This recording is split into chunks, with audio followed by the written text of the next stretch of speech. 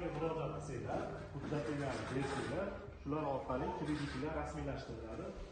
Faqat kafillik asosida. Endi balkim sizlarni nimalar boshqaroq, lekin hozirda desanglar shu tartibda bor. Kafil uchinchi shaxs kafilligi deydi.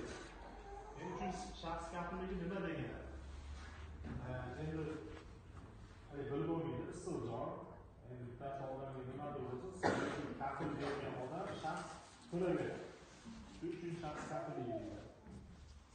Undan tashqari shuni kengaytiraman desa, 312-tartibdagi kredit turimiz bor. Bu kredit turimiz 100 milliondan 300 millionga bor. 100 millionga dollar sug'urta kompaniyasi sizlarga kafil bo'ladi, hech qanaqa garov kerak emas. 100 millionni tepasiga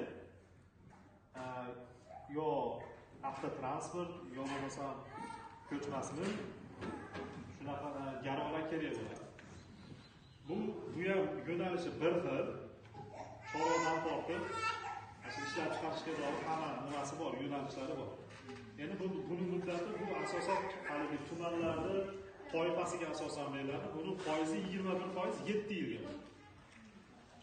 Shulardan foydalansanglar bo'ladi. Agar yo'q, menga sal ozroq kerak desanglar, hali birinchi aytganimdek, biznesga birinchi qadamda 5 millionlik kreditimiz bor, 17 millionlik kreditlarimiz bor.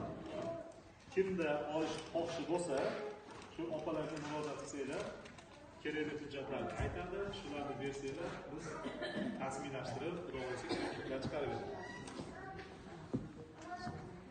Tushunmagan bo'lsanglar, savol bersanglar, javob beramiz.